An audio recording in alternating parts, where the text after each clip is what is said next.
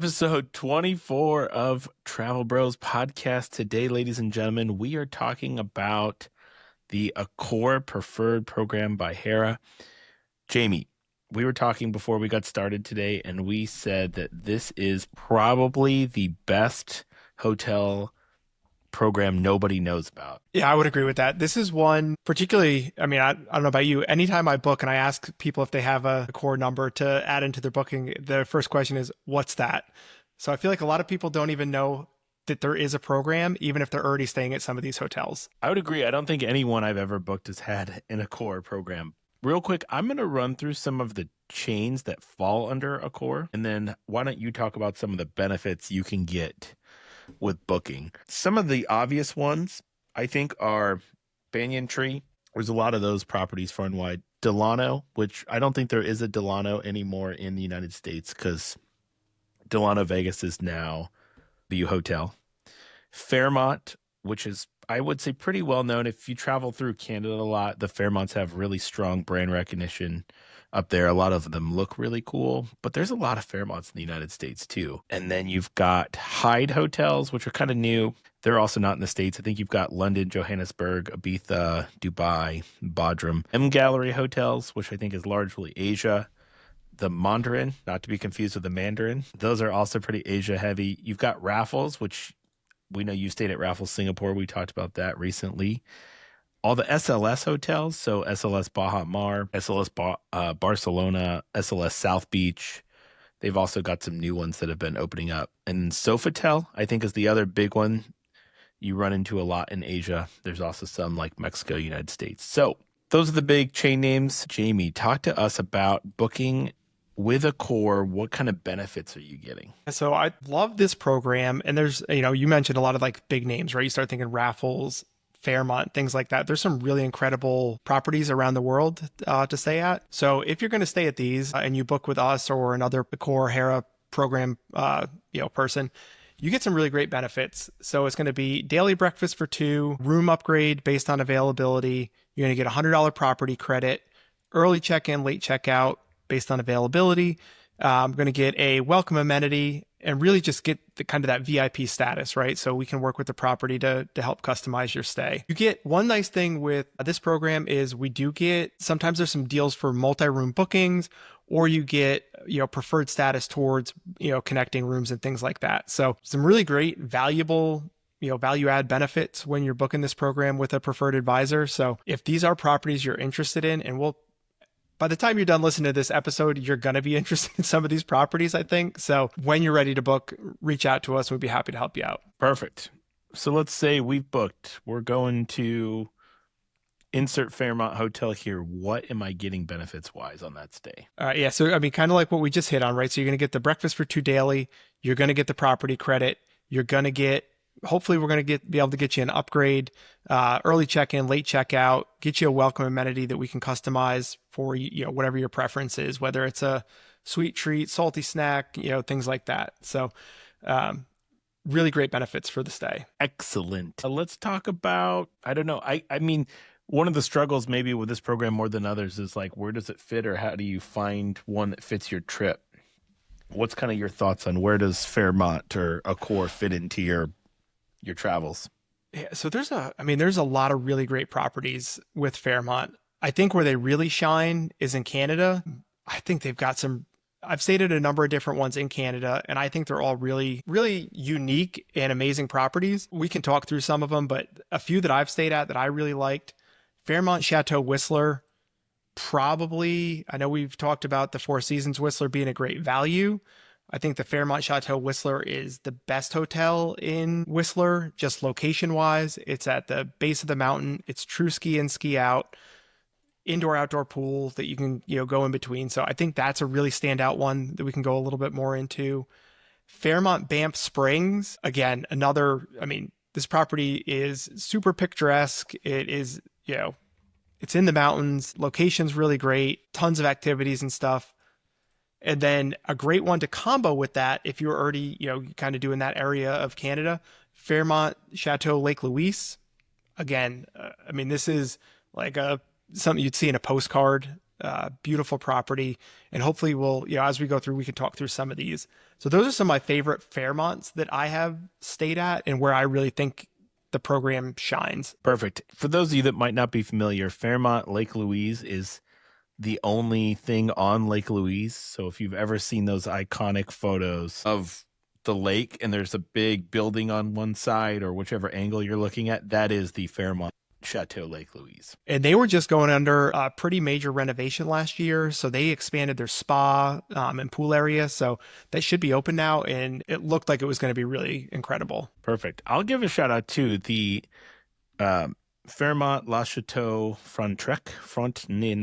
I don't know how you say it, but that is the Fairmont in Quebec. I just booked this for myself for a stay that I'll be there in August, and I'm really excited. This property just looks so cool. Visually, from the outside, it's probably one of the coolest properties I've ever stayed at, that I'm going to stay at. And so, I don't know, the Fairmonts, just especially in Canada, all really have really cool looking like exteriors and locations, I think, which is really fun. Yeah, and I think so Vancouver's got a number of really, it's funny, they actually have like I think 3 Fairmonts in Vancouver. And there's some great properties there. So if you're going to, if you're like, hey, I'm on this Fairmont kick, you could fly into Vancouver, spend a night or two there, head up to Whistler, stay there. There's just some really great ones you can pop around between.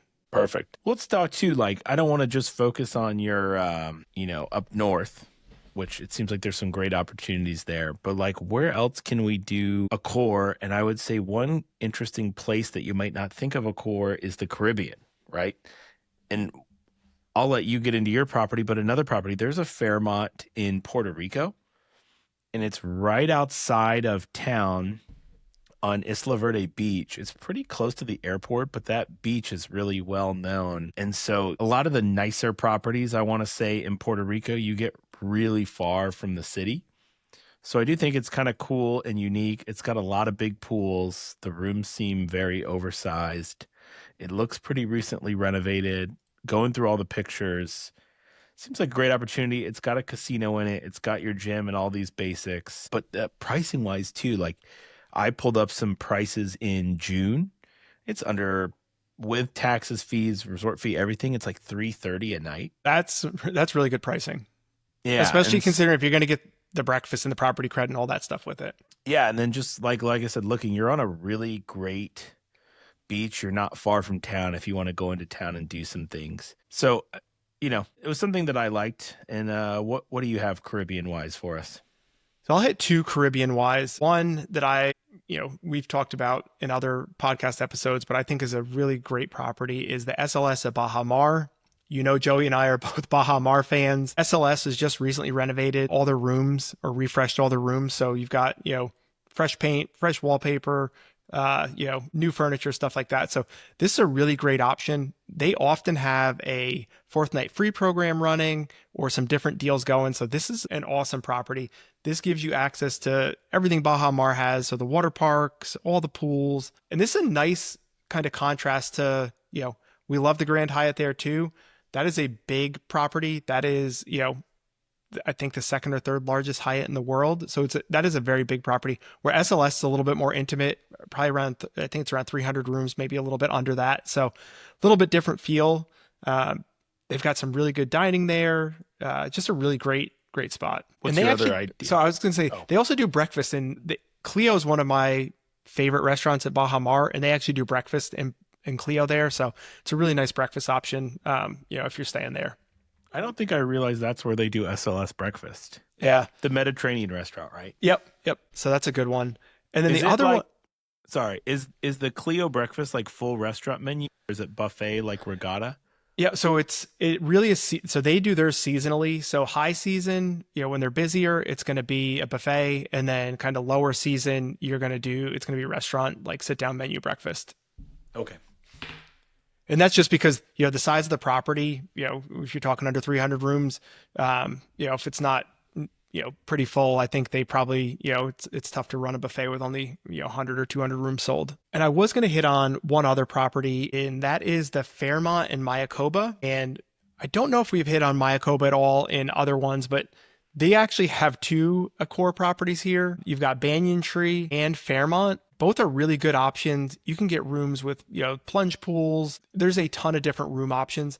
They even have villas that are multi-bedrooms. So you could do like a 2 or 3 bedroom villa, with family. And if you do the ground floor ones, they've got a really big like walkout swimming pool, which I've booked for people before. And it's kind of a neat multi-generational family option. So Mayakoba is neat because there's 4 properties there total. One of them's currently going under some renovations, but you can dine between all of them. So if you're staying at the Fairmont or the Banyan Tree, you can go to the Rosewood, or you can go to whatever the Hyatt property is going to be. I think it's getting renamed as an Alila, but you can go between the properties and dine at different places. So a lot of different options there as well. Yeah, and if you like boats, you can transport between the properties via boat, which is different, if nothing else. That is cool. I thought so. I got one more in the Caribbean before we move on. Ooh, I like it. And I think we're actually going to probably talk about this when we get to this island on our islands list, but you've got the Fairmont Royal Pavilion.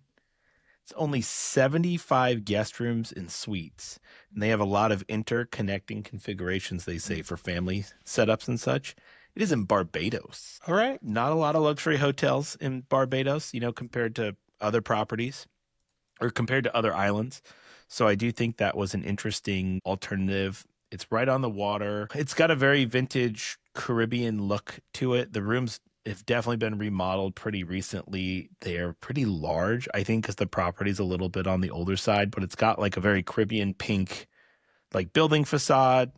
You've got balconies on every ocean side.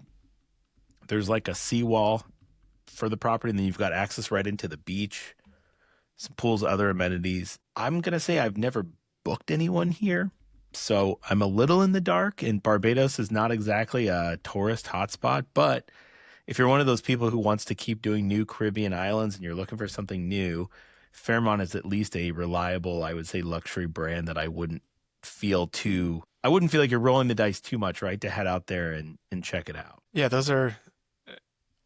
I'm going to throw 2 bonus ones. I'm not going into these ones too much, but if you're looking Caribbean islandy, this is seasonal.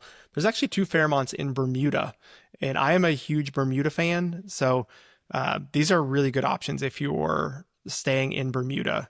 The Fairmont Southampton's actually on beachfront, so that's a good one. And then I believe the Hamilton Princess is more in the city area, but two other kind of Caribbean-y options. Very cool. And then there's quite a few Accor properties in Miami, just as a natural transition, if you will. I think from the Caribbean, you've got SLS South Beach, and then I think you have an Accor property you might not be familiar with. It's called Fairmont Hotel, Miami Beach. It is a through and through 5-star hotel. It's right on Collins Avenue, where you want to be. It's 179 guest rooms, so it's a pretty small city hotel. The crazy thing, Jamie, it's 111 suites out of the 179 rooms. So you're only dealing with like 78 base rooms on this property. I think this property is really made well for, I think, special occasions and festivities. Part of the thing on their website is they pride themselves on, they have an in-house events team to help you do something like propose or do a wedding anniversary, big birthday celebrations. So I do think it's something to consider if, which this is a big if, it falls into your budget. Because let me tell you something. I pulled up some dates on a random weekend in May, and you are starting rooms. So this is not even the suites. Your base rooms are starting at $1,400 night. So that is going to hurt. I will tell you visually, if you look around this property, it was designed by an award-winning film director, Baz Luhrmann, and it looks like it. It really definitely is a hotel that seems to like transcend you into like a really cool feeling when you look around the pictures. They used a lot of the color red, which I'm not always really the biggest fan of, but it kind of fits in the property. I think they integrated it well. There's a lot of like wild carpets and rugs going through the property. The beachfront setup is pretty typical for Miami Beach. It's kind of like a smaller, more like clubby sized pool than anything I would say that's like practical for like families or children, or if you actually wanted to swim. But, that is South Beach in general. But that was one of the properties I wanted to highlight because A, you probably didn't know about this property. B, definitely did know it was an Accor property. So I thought that was a cool throw in there. Yeah, that's a cool one. I have seen it mentioned before. I haven't booked anyone there or really talked to anyone that stayed there, but I regularly see that mentioned as one of the top properties in Miami. I'm going to dive into some of those Canadian ones that I mentioned earlier on, just go a little bit more in depth. I feel like if you're going skiing, if you've never been to Whistler, Fairmont Chateau Whistler was probably, I don't want to go out on a limb and say it, but it may have been my favorite ski hotel that I've stayed in, just overall. So, when you pull up in the outside, it's got the chateau name. So, it's kind of feels like almost like this, almost a castle. And, I went during, ski season. So it was probably January, I think, when I went the first time. They've got all these, trees with lights on them, when you pull up to it. So, it's very picturesque, snow all over, the lights going. You go in, it's very rustic. You got some rustic feel. I remember going to some of the dining. They got the fireplaces. The room we had a fireplace in it. The pool really is one of the things that really stood out, though. It's half indoor, half outdoor. And in January, it's nice to be able to get in the pool inside where it's warm, go outside, swim around, and then get back out inside where it's warm versus having to bundle up outside. It's true ski in, ski out. So you're coming down, you're dropping your skis with the, ski butler valet right when you get to the base of the mountain. They've got hot chocolate waiting for you. So that was really nice. And location wise, it is it's on the Blackcomb side. So, Whistler and Blackcomb is two separate mountains that they combined by this big gondola. So this is on the Blackcomb side, which I personally prefer over the Whistler side. So it's an easy walk into, you got shops right there, but then easy walk into town if you want to go over to the Whistler side. So if you're going skiing, particularly you're going to Whistler, I would put this on the list to check out because, like I said, it's probably one of my favorite ski hotels that I've ever visited. And that's saying something too, because I mean, you've even done Four Seasons Whistler, so you have some good point of references up there. Yeah. And again, I think Four Seasons Whistler is typically a great value, but if, you're like, hey, and that sounds crazy to say, right? Saying Four Seasons is a good value, but if budget is not a concern, this is the property to stay at. It's just great. Yeah. And I will say generally, I've priced it out for people before. This property seems to always be significantly more expensive than the Four Seasons, especially if you start getting into the suites, because the Four Seasons has a lot of executive. I think it's the executive suite that you can sit the extra room in, and those are priced really reasonable. And then when you start needing 3 and 4 people at the Fairmont, it gets steep quick. Yeah, the other one I really want to hit on is Fairmont Banff Springs. This is a really, I would say, large property. It's over 700 rooms. And I think it's because, and I don't know if it was originally designed this way, but it's multiple buildings. So it's kind of a sprawling property. It's on 2 different sides of the road, but it is connected where you can walk through inside, but it's on 2 different sides of the road. And there's all different buildings and sections that have different rooms in it. But again, this is one of those, I mean, it's just a beautiful looking property. You've got all the mountains in the background. You've got hiking from there. You can walk into town from there. There was tons of activities on property. Actually, they had just opened like a duck pin bowling, which we had a lot of fun. We actually did that 2. We might have even done it 3 times. My son loved it. So lots of stuff geared towards kids. So you've got the duck pin bowling, and then they had all these different activities outside where you could roll we went kind of like springtime, but it was still snowy. You could do the maple syrup and roll it into like candy, and they had fire pits where you could make s'mores. I mean, they did a really good job gearing it towards families. So you also have access to skiing and stuff like that. We kind of went late in the season, so we didn't really focus on that. But this property was really cool. I would totally go back to it. It was just really pretty property. Let's see, we could hit another property. Let's do Chateau Lake Louise too.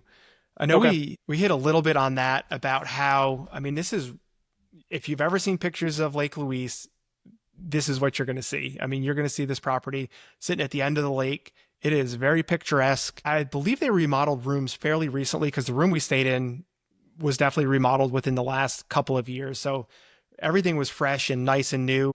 We did the gold level here. And so those not familiar with Fairmonts, they have a gold, if you book, there's called a gold room. And that's basically like club lounge access. And their club lounge is really nice. It's probably, I wouldn't say it's quite Ritz-Carlton club level, but it's a really nice presentation of food and appetizers and drinks and stuff throughout the day. So you can definitely, you can do breakfast in the club, and I mean, borderline, you could eat dinner there if you wanted to. One really cool thing here that a lot of people will even just come to the property to do without staying here is they do like a high tea in a room that looks out over the lake. So, I mean, even if you're not staying here, if you can book the tea experience, it's worth, coming up, checking it out. You get the views, you get to, sit down and have your crumpets and tea and, enjoy the view. We got a ton of snow while we were here. It was unexpected. We were there in April, which is kind of late season, and we got like a foot of snow. So we did some hiking. There's tons of trails from here. So we hiked up the mountain where you could look back across the lake and see the hotel, which was really nice. The lake was still frozen, so there was a ton of snow on it, so you couldn't really ice skate, but you could walk out on the lake, and that was really neat. They do sleigh rides around the lake as well, so you can pay to do a horse-drawn sleigh that goes along the side of the lake and out on the lake and things like that. So again, tons of activity. I don't know that this is a place you'd come and stay for a week, but I would definitely do a weekend or a long weekend here, as part of a bigger, Canadian Rockies type trip. And then the last thing I hit on a little bit before is they're completely like redoing their spa pool experience. And so I actually pulled up kind of what they're doing. It's set to open this summer. So when we went last year, it was like under full construction. So this summer 2025, it's set to open. It says it's going to feature a series of varying temperature pools, saunas, and resting spaces. And this looks out over the lake. So I think it's going to be the pictures probably don't do it justice, but it looks like it's going to be a really neat experience. So I would love to be able to go back and check it out once it's finished. Perfect. Just to fill up with some other ideas, I'll pop in here. I've got a couple of properties I want to highlight in the United States. One of them is the Fairmont Kailani. It is in Wailea. It opened in the 1991 as Wailea's Polo Beach, but it has now undergone massive renovations. It actually just did a renovation where it reopened in January 2024. They did a $70 million renovation on all 150 suites and all the oceanfront villas, and they opened a new restaurant. Now, this property is a humongous 22 acres taking up space. It is 450 rooms. It's definitely a little family friendly. Interestingly, we've been talking a lot about the Four Seasons Maui, and we've been talking about Grand Wailea. These properties are like this. So the Fairmont is actually probably the most southern property here. Once you go south from here, there's not really any other hotels. So my same stance could happen where you could stay here and you could do some walks into the Four Seasons and do some meals over at the Four Seasons. It's a nice cheat. My one issue here is that, man, the pricing they want here is a lot. Like, I almost think Four Seasons, like the few weeks I pulled, they were asking more money than the Four Seasons. So that's a tough one for me. Yeah. I was like, I don't know if it's really that great. Now, the renovations look cool, but not that cool. I will say these 1,800 square foot, 2-bed, 2-bath villas come with a little hot tub. They're right on the ocean. When I compared those to some of like the bigger suites at the Four Seasons, these are $5,000 a night less generally. So if you've got a bigger family or you want to bring some grandparents and you've got the money, I think that's where this Fairmont would really shine for me as a pretty cool option, somewhere to think about. And then I think the other one I wanted to talk about, I'm going to save the big one in New York for you, even though I know we both love that hotel, but I'm going to go Fairmont Grand Del Mar, Southern California. It's like north of San Diego, south of Los Angeles. You'll find yourself there. It's really close to the famous golf course. Now that I can't even think about it, I'm going to cut this part out. It's, is it Torrey Pines? Is that how you say it? Yeah, Torrey Pines. It's pretty close to Torrey Pines Golf Course. Now, Torrey Pines Natural Preserve and Golf Course is actually on the water. This property is a little bit inland, but I wouldn't be that discouraged by it. It's got a lot of great access. You're right on the 5. There's some really cool parks right around there as well. And it has its own golf course called the Grand Golf Club course, which from everything I've heard is a great course. There's a lot of hikes throughout here because there's a lot of nature preserve. But it's a really nice Fairmont. I've actually been to a wedding at this Fairmont, and it was stunningly gorgeous. It's also, I think, one of those properties that you're not really thinking about too much in your consideration. It's 249 guest rooms, suites, and villas. There's lots of marble going on. They have huge balconies. And even though you're in the heart of Southern California, which is one of the busiest places ever. I think what you will find is that it is a very well known, it feels very remote when you're like up there in that area, which I really do appreciate. And one of the great things about this place is it's on 4,100 acres of this preserve, and that hotel and golf course is the only thing there. So that already is very unique in Southern California. There's a lot of hand painted tile still on the property, which is something you don't see a lot. There's hand stenciled ceilings, and it's got a very old school Mediterranean inspired resort. And I want to say you're in San Diego, so you're 320 plus days of sunshine a year there. Rates range a lot and vary a lot. I think on the lower side, I saw them in the 600s, on the higher side, over 2,000. Spa's really nice. It's just a unique property. You've got some great golf course, spa. And like I said, you're really close and accessible to a lot of places. You can get up into Orange County quickly. You can get down to San Diego pretty quickly to do some different activities. And what do you got over on the East Coast, Jamie? So I'll hit two more, which I personally think are probably two of the most iconic properties in the program. One, I'm not going to go too deep into because we've actually done a full episode on it, is the Raffles in Singapore. If you're in Singapore, I think you have to spend at least one night here, right? This is probably the flagship Raffles property. It's where the Singapore sling was invented. It is, it's all suites, so all the rooms are fantastic here. So if you're over there, check it out. Watch our full episode on Raffles Singapore. The other property I'm going to hit on is one that I've probably wanted to stay at for, I don't know what year this movie came out, but if you want to have that Home Alone 2 Lost in New York experience and live like Kevin McAllister, we are going to go to the Plaza Hotel in New York. To me, this is the property to stay at in New York City. I've never stayed there. It is very expensive. It's regularly $2,000 per night for a standard room that sleeps two. But this is, you're right in Central Park. You're on Fifth Avenue. Location is amazing. The history here is beautiful. It is French or, Renaissance kind of chateau architecture. If you see a picture of it, you know what it is. You got anything on this one too? I feel like this is any time of year. I would, maybe not summer, but spring, fall.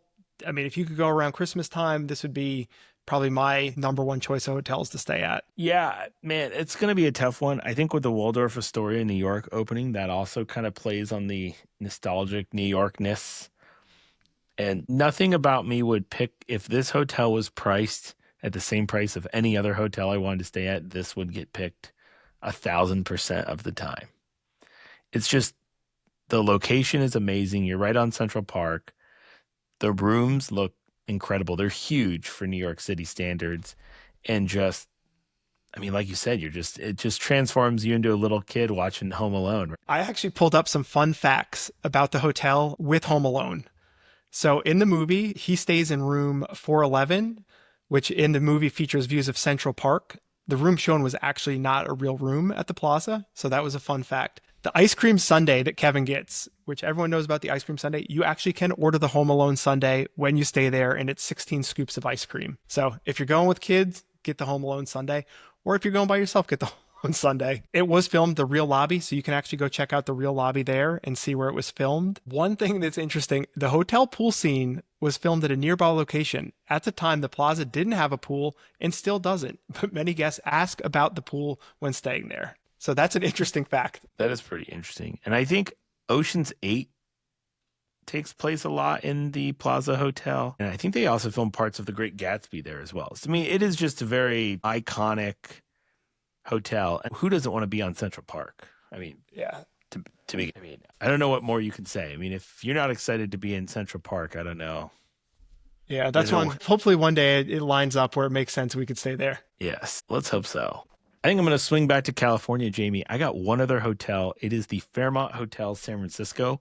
I think it is another just super iconic hotel. I don't book a lot of people here. I think it is a little bit overpriced, but if you want that nostalgia or want to stay in a very famous, unique hotel, Fairmont San Francisco is the one. It was built in 1903 by two women, one being a Vanderbilt, and they decided to build a spectacular boutique hotel in Nob Hill, at the very crest of Nob Hill, which is like a very famous hill for you in San Francisco. You've probably seen the Fairmont. It kind of looks like a mini United Nations in the front. It has all the flags, like of a bunch of different nations right on the front, like center frame.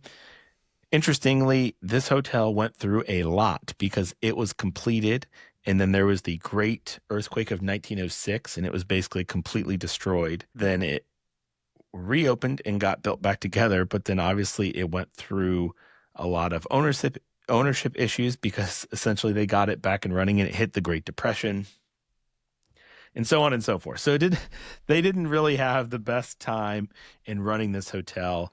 It has a lot of interesting stories about Prohibition, and I think if we ever did like a history of hotels episode, this has got to be real top of the list. That's a fun episode idea. I think so. I think we'll have to play around with that. Now, if you're not going to stay at the Fairmont San Francisco, that is fine. I do think it's a great option. I think there's a lot more, modern luxury city hotels. If you're looking for that, we could help you with. There is one reason to go there. It is called the Tonga Room and Hurricane Bar. It is a themed tiki room, like tiki bar. If you're big into tiki rooms, into themed bars, this is where you want to be. It rains inside. So they has simulated where there is rain inside this bar. So already awesome. There is a central lagoon, which used to be the hotel's pool, but it is now like the centerpiece of this Tonga Room Hurricane Bar. The band actually plays in a boat that goes back and forth in this lagoon. And from what I remember talking to someone there, it was built by like a famous Hollywood like set design team, like created this whole bar. And I've mentioned on the podcast before, I'm not a huge drinker. When I did go to this this bar last, which was a good 10 years ago, I did drink. But I remember this being like, San Francisco's kind of a boring city, right? It's not like the most, you have to really look hard to find cool things. I think a lot of the stuff is very generic and similar. And like, I don't know, this bar was just so fun. We went on like the first night when we were there for a conference, and I like kind of wanted to go back. Like, I had the best time here. So if you are staying here, definitely make plans for the bar. Even if you're not staying here, you find yourself in Nob Hill, top tip that this tiki bar is the bomb. Looking at pictures, it looks pretty awesome. Yeah, if you're staying at the property, I think you're guaranteed reservations into the bar. Otherwise, do try and make some reservations or plan ahead a little bit, because it is a really awesome bar for sure. I was going to do I just actually did this. I asked ChatGPT to give us the top 10 hotels in the program. So I'm just going to run through these and we can see what we think. We've got it. Number 1, Raffles, Singapore. Number 2. You're not going to, I think we should start this over and you should start at number 10. I like that even better. All right, let's start it over. All right. So I asked ChatGPT to give us the top 10 hotels that participate in the Accor Hera program. And I feel like this is a pretty good list. Left out, I don't know, maybe 1 or 2 that I would have popped in here, but going at number 10, we've got Fairmont Pacific Rim, and this is in Vancouver, Canada. So I do agree, this is probably the nicest Fairmont in Vancouver. This would be the one to stay at. At number 9, Sofitel legend, the Grand Amsterdam. It says this was once a royal residence. This hotel combines historical grandeur with contemporary design, featuring Michelin-starred dining and serene canal-side location. At number 8, Fairmont the Palm in Dubai, so situated on the iconic Palm in Dubai. Number 7, we've got the Sofitel legend Metropole Hanoi in Vietnam. This is a blend of French colonial architecture and Vietnamese heritage. I may mess this next one up, but we've got Fairmont Le Chateau Frontenac in Canada. So this is in Old Quebec. It is a UNESCO World Heritage Site, offering rich history, elegant accommodations, and stunning views of the St. Lawrence River. That's the one I just booked that I'm excited about. We'll see if you rank it in the number 6. Okay. At number 5, we've got Fairmont Banff Springs, and that's in Canada. So known as the Castle in the Rockies, this historic hotel offers majestic mountain views, a renowned spa, and the Banff National Park. So I really like that hotel, so I'm on board with that. The next one at number 4, Sofitel legend Santa Clara Cartagena, housed in a 17th century Convent. This hotel combines colonial charm with modern amenities, featuring lush courtyards, a world-class spa, and gourmet dining. We booked somebody here and they ended up canceling their trip, but Oh this man, it would have been place, nice to hear about it. I know it. I will say, in doing the research, and I booked them in this really cool. It was a humongous, either like bi-level suite or had something really unique about it. But the whole property it's kind of big, but like you said, it used to be like a convent. It's a really cool. All the cool properties in Cartagena seem to be like in the city, and it's like these converted older buildings. And this one seemed really fun. I'm bummed they didn't end up going on their trip, but hopefully we get somebody else to go there. So without spoiling the list, I'm actually surprised the Plaza didn't pop in the top 10. But At all? yeah, so I think ChatGPT just doesn't know that it's a I core agree. hotel, just I like agree. most people. But I anyway, agree. what else you got on the list? All right. So at number 3, we've got Raffles Istanbul. So this is a contemporary masterpiece blending Byzantine-inspired architecture with modern luxury. Guests enjoy panoramic views of the Bosphorus and exceptional spa facilities. Okay. And then top 2, I think we probably, I mean, I don't know of what order, but I definitely would agree these are probably 2 of the top properties in the program. At number 2, we've got Raffles Maldives. I may massacre the saying of this. Maradhu, secluded paradise offering luxurious overwater and beachfront villas. And then at number 1, this one is not a surprise to me because I really do think this is the flagship property of the program, is Raffles Singapore.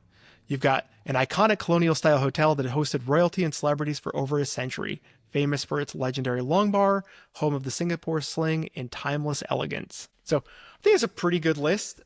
Probably some that might pop in there like the Plaza. So be curious what everyone else listening thinks, if there's other ones that belong in there. I'm actually glad we brought up one of these because Raffles Maldives was on my list to dig into, and we kind of got sidetracked a little bit there. The Raffles Maldives is 38 villas. These villas are divided into 22 beachfront villas, a royal residence, and 16 overwater villas.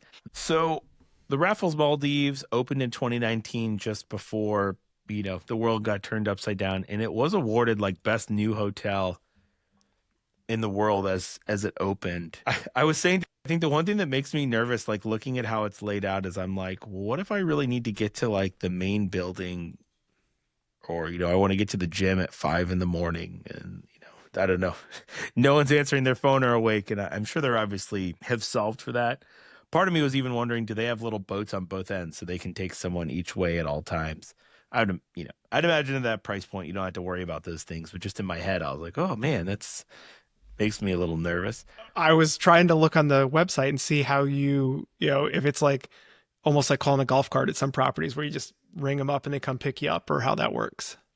I would imagine it probably is. It's, at that price point level, you usually don't need to worry about the details. I'd like my own private jet ski so I can just zip back and forth. That would be sweet. Maybe they provide that. Who knows? And man, I'll say Raffles Istanbul was nowhere near on my radar. I think I might start pushing some people here. I'm going to have to do some more research when we get off the phone. But the lobby looks insane. Like, I haven't been able to find the clearest picture of it, but I've been clicking around since it was on your list. And like, there's this stunning like art piece that almost looks I don't even know how to explain it. It's poor podcasting. But it's like this life-size wall of like a building of an old place with like chandeliers everywhere and all these staircases. But it's like the painting is so big, it almost kind of looks like the room is in the restaurant here. But the spa does seem to look really good. The rooms look really incredible. And you've got some really gorgeous balconies, and how the building is laid out. You do have some really cool views over the river there is an interest. So, maybe your top 10 list was relatively helpful. I'm Pretty into cool. it.